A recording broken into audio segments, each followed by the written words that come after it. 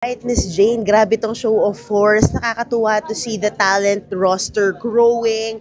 How do you feel about it? Like mounting this? Well, I'm very happy. It's only been a year since we put up MQAA and nakakatuwa, 'di ba, na lumalaki yung mga kapatid, dumadami tayo and I'm just really excited as we deliver the new pipeline of content that we have for TV, for pay, for OTT platforms, for digital platforms. That we now have these young talents that will fuel those dreams and those ambitions. So really very happy for ourselves and for them, for the opportunity to be working with a network, right? Like MediaQuest. Wow. And then, I know they're not just for TV. Sinasabi mo nga talagang for Signal Play. Ang dami mong hinanda for the talents. Where do you see MQAA down the line? You know, we've always said our dream is to become a full-range, multi-platform, multi-content company. And if you take a look at the environment, I think we are really in the best position to be able to deliver that dream, right?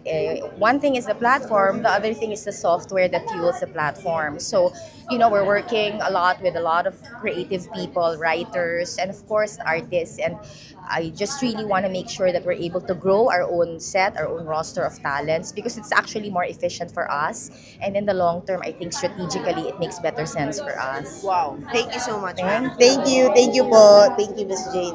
Nakakatuwa naman na parang 1 year now we have this good, parang what stands out is the good relationship we have with the co-management. But we also got our very own.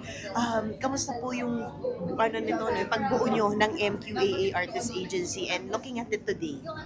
We are very honored to have partnered with some of the best co-managers in the industry. I mean, they bring to us some of their best talents, and we appreciate because we're able to actually hone them together, right? And because there's so many opportunities we have under the MediaQuest group, it's just right that we actually continue getting more talents, but we make sure that they have all the platforms ready for them so we can explore a lot of work for each and every one. And how many talents do we have as of late?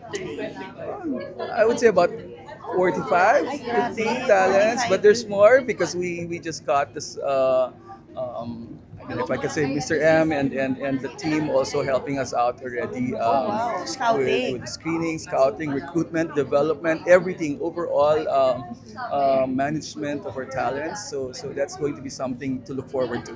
Is he, what's his contribution? Ano ba tawag doon, Sir Jeff? Hands-on. Oo. What's his designation? Mr. M will be with us as my sparring partner in developing Co-head, ganyan. talents So, within hindi MQA. siya, ano yun, sir, when Huwag you na get... natin ano yun kasi masalimuot yung part. Okay. O sige, basta he's just gonna be with us. Mr. M will be helping us. And you've been working with him ever since. I've known Mr. M for Yes. so many years. We've worked so much together in the past. And I'm looking forward to having him on board, and really there's so much more to look forward to. So next... Miss MJ Grabe, hindi naman. Ay, Quinay, ano na talaga to, finul blown mo na pag-artista. Pumirma ka na. Totoo, ito na nga. Ang Batanggay niya ay talagang literal pumirma na nga sa MQuest. And I'm so happy and grateful. Kasi syempre, blessing ito for me. Sino si Quinay the artista?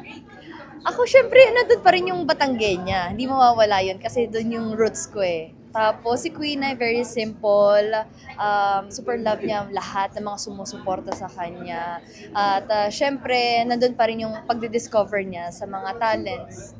So, Host ba? Artista ba? lahat. All of the above. All of the above. Kaya-kaya yan. Ilalaban ko na, Miss MJ. Kasi syempre, di ba, parang kung ako nga, sabi nga ng iba, kung may gugustuhin ka man, dapat lahatin mo na. Why not? Kasi kung kaya mo naman, di ba? Correct. I love it. Congrats, Quinay. Thank you so much, Miss MJ. Oo.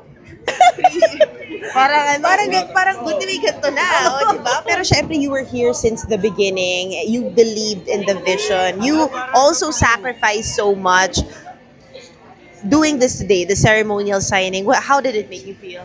Wow, amazing. Very thankful talaga. Of course, dito nga sa TV5, lagi ko sinasabi na grabe yung alaga nila sa amin, mga MQuest artists. Of course, with our bosses na talagang very thankful ako. Sabi ko nga, iba yung binibigay nilang value sa aming mga artists dito sa TV5. That's why very, very grateful talaga. Wow. And then, where do you see? Kasi you have Vibe, you have your radio, di ba? Nagagawa mo pa rin lahat ng gusto mo.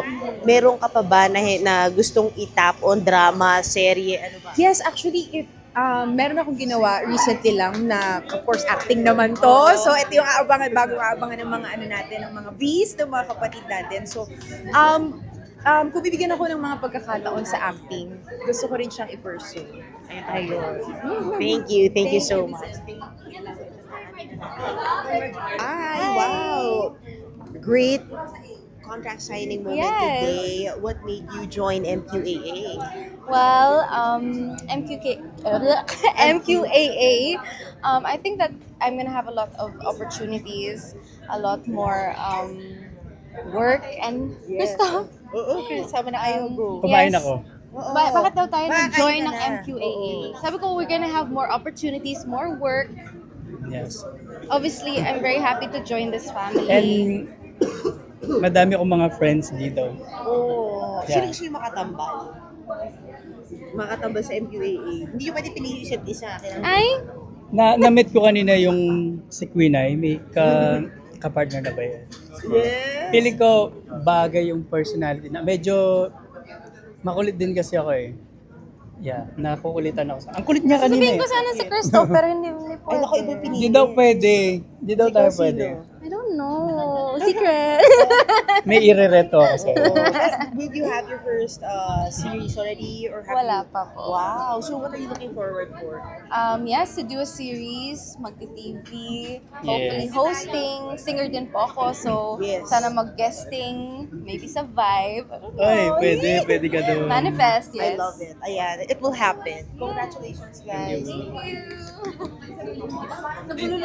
Kapabato ng airtime? Charat. Yes. Ano na, Monday to Sunday, you've been working your ass off. Yeah. So, congratulations. You deserve this. Thank you, Ate MJ. Yung thoughts mo lang, because Miss Jane said she loved how grateful you are, like just as a person. Siguro dumating din ako sa time na I didn't have anything and now I'm having everything that I wanted for... I waited for over a decade for this. I started, kailan ba, 14, 15 years old ako. And now, I'm exactly where I wanted to be back then. Siguro naman my younger self would be proud. And magagalit yung younger self ko sa sarili ko if I do anything to mess this up. So, maging grateful lang. Diba? There's a quote that I really like na parang, why would I complain that I have a lot on my plate? All I wanted was to eat. So, now it's time to eat. Oh, congrats, Ryan. So happy for you.